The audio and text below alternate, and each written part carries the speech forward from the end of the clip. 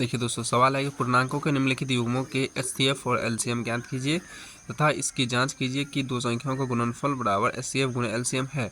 तो चलिए इसका जो पहला क्वेश्चन है हम लोग इसको सोल्व करते हैं। 26 और 91 का। तो इसको हम लोग क्या करेंगे, पहले गुणनखंड करके हम इसका एलसीएम और एचसीएफ ज्ञात करेंगे, फिर इसका जांच करेंगे कि एचसीएफ गुणे एलसीएम बराबर दोनों संख्याओं का गुणनफल है या नहीं है। तो चलिए 26 है तो यहाँ पे हमने 26 लिखा और इसका हम करते हैं गुणनखंड। तो यहाँ पे हम 26 का गुणनखंड कर रहे हैं, लास्ट में 6 है तो इसका मतलब है कि ये 2 से कटेगा, 2 से विभाजित होगा।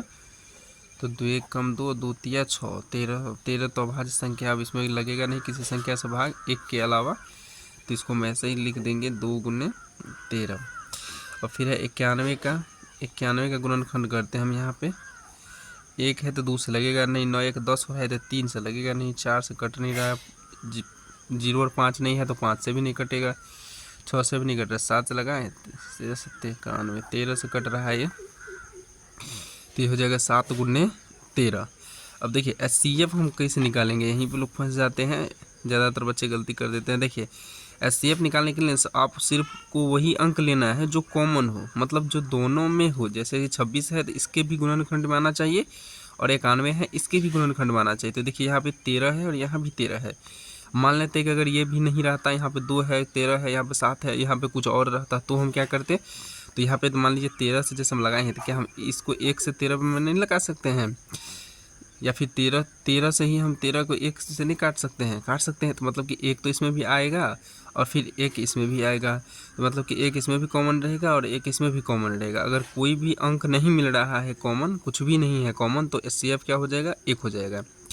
तो चलिए एचसीएफ देखिए, तो यहाँ पे 13 इसमें भी है, 13 इसमें भी, 13 कॉमन है, तो एचसीएफ इसका 13 हो जाएगा। बस जो संख्या नहीं मिल रहा है उसको हम नहीं लिखेंगे, सिर्फ कॉमन वाले को लिखेंगे एचसीएफ में, याद रखिएगा। चलिए अब हम निकालते हैं इसका एलसीएम। देखिए एलसीएम में हम लोग क्या करते हैं, पहले तो जो कॉमन है उसमें जो पावर ज़्यादा है उसको रखेंगे, इसमें तो पावर एक ही है सब में, आगे जब सवाल सोल्व करेंगे उसमें और आएगा तो कॉन्सेप्ट धीरे धीरे क्लियर होगा। फिलहाल एलसीएम ये समझिए कि पहले जो कॉमन होता है उसके बदले कोई एक लिखेंगे, जैसे 13 इसमें भी है, 13 इसमें में है, तो सिर्फ हम एक ही 13 लिखेंगे। उसके बाद यहाँ पे 2 इसमें है, इसमें नहीं है, तो इस 2 को भी हम यहाँ पे लिख देंगे, और फिर ये 7 इसमें है, इसमें नहीं है, तो इसको भी लिख देंगे।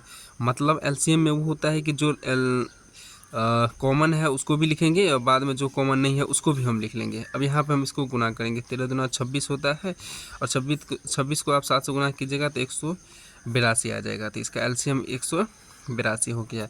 अब हमको क्या करना है कि जांच करना है कि जो एलसीएम और एचसीएफ आया है तो दोनों संख्या को गुणनफल के बराबर है कि नहीं है। तो एलसीएम में हम जांच में हमको कह रहा है कि दोनों संख्याओं का गुणनफल दोनों संख्याओं का गुणनफल और बराबर में होना चाहिए क्या, एचसीएफ गुने एलसीएम होना चाहिए, एचसीएफ गुने एलसीएम। तो पहले हम दोनों संख्या लिखते हैं क्या क्या है।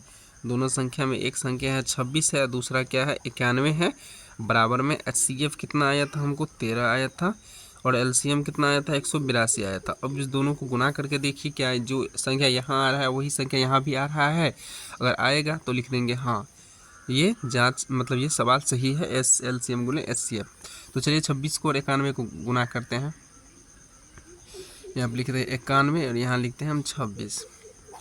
6 कम 6 होगा, 9 6 के 54 के 4 हासिल बच गया 5, फिर होगा 2 कम 2 और 9 दूनी 18 का 8 हासिल 1, ये हो जाएगा 6 4 2 6 8 5 13 3 हासिल 1 1 1 2, ये हुआ कितना 23 और 66, ये हमारा आया दोनों संख्या का गुणनफल। अब हम एचसीएफ और एलसीएम गुणनफल देखते हैं। इसमें है 182, यहाँ पर लिखते हैं हम 182, इसको गुना करना है कितना से 13 से। चलो गुना करके देखते हैं, 3 दूनी 6 8 3 24 4 हासिल बच गया 2, 3 एकम 3 2 5, 2 एकम 2 8 के 8 1 के 1, ये हो जाएगा 6 का 6 4 2 6 8 5 13 के 3 हासिल 1 और 1 1 2, ये भी आ गया 23 66।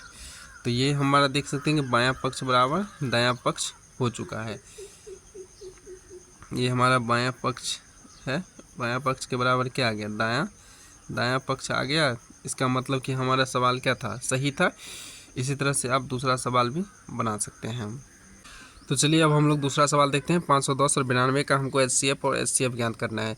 तो सबसे पहले हम यहाँ पे चलिए लिखते हैं कि 500, और दूसरा सवाल तो लिख ही दिए हैं। 510 का हम लोग यहाँ पे गुणनखंड करना है। तो चलिए यहाँ पे हम लोग 510 का गुणनखंड करते हैं।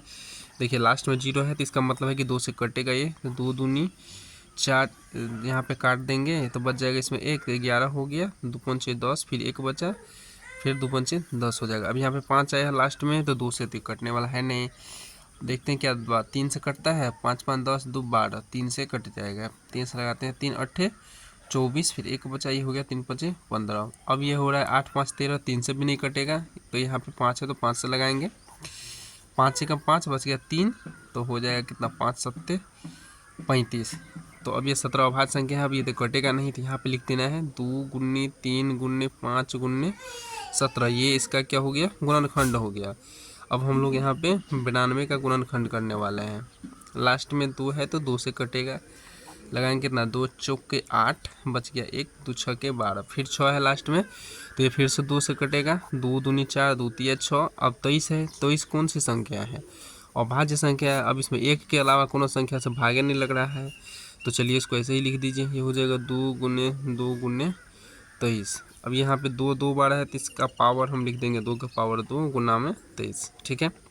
इसमें कोई भी अंक दोबारा नहीं था, इसलिए हम सबको ऐसे ही लिखे हैं। अब तो चलिए हम यहाँ पे HCF निकालते हैं। HCF में हमने बोला था कि वही हम संख्या लेंगे जो दोनों में हो, मतलब जो कॉमन हो। यहाँ पे देखिए 2 इसमें भी है, 2 इसमें भी है, लेकिन यहाँ पे दिक्कत है कि इसमें 2 के पावर 1 है, इसमें 2 के पावर 1 है, इसमें 2 के पावर 2 है, तो हम कौन सा रखें अंक। देखिए HCF में हम क्या करेंगे, सबसे छोटा वाला, सबसे कम पावर वाला रखेंगे। मतलब 2 यहाँ, 2 का स्क्वायर यहाँ पे है, 2 यहाँ पे है, तो यहाँ पे सिर्फ हम 2 रखेंगे। मान लेते हैं कि यहाँ पे 2 के पावर 2 है और यहाँ पे 2 के पावर 3 रहता, तो अब हम क्या लिखते, तो हम 2 के पावर 2 रखते। ये से याद रखिएगा कि अगर जो कॉमन मिल रहा है उसमें जो सबसे कम पावर का हो उसको हम रखेंगे। यहाँ पे 2 का पावर 2 था, यहाँ पे 2 का पावर 1 है, इसलिए हम 2 का पावर 1 रखे हैं HCF में।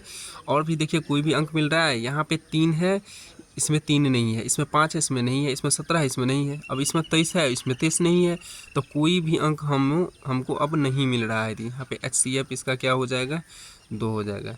चलिए अब हम इसका LCM देखते हैं। LCM में हमको आपको बताए थे कि सबसे पहले कॉमन वाला रखते हैं, तो इसमें भी देखिए 2 इसमें भी है, इसमें भी है, ठीक है, 2 हम पहले रखे हैं। लेकिन LCM में हमको क्या करना है कि जिसका पावर सबसे ज़्यादा हो कॉमन में वो रखेंगे। यहाँ पे देखिए 2 के पावर 1 है और यहाँ पे 2 का पावर 2 है, तो इसमें हम 2 का पावर 2 रखेंगे। इस चीज़ को हमेशा याद रखिएगा, इसी में बहुत सारे स्टूडेंट कन्फ्यूज कर जाते हैं, ठीक है। अब देखिए 2 तो हमको मिल गया, 2 तो अब हमको लिखना नहीं है। अब जो नहीं मिला है उसको भी हम रखेंगे। 2 के बाद क्या है, यहाँ पे 3 है, गुने में फिर 5 है, फिर 17 है, और फिर क्या है, 23 है।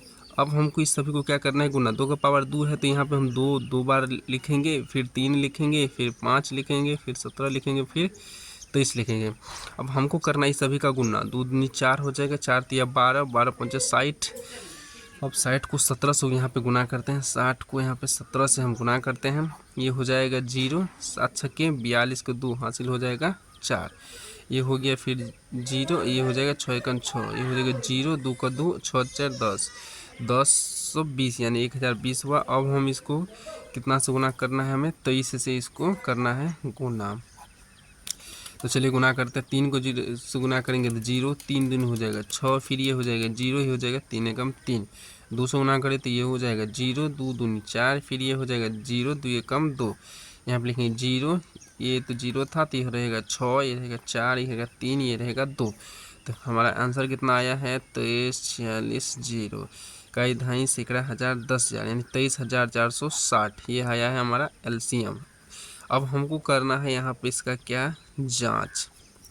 तो चलिए जांच करते हैं। जांच में हमको लिखना क्या था कि दोनों संख्याओं का गुणनफल, दोनों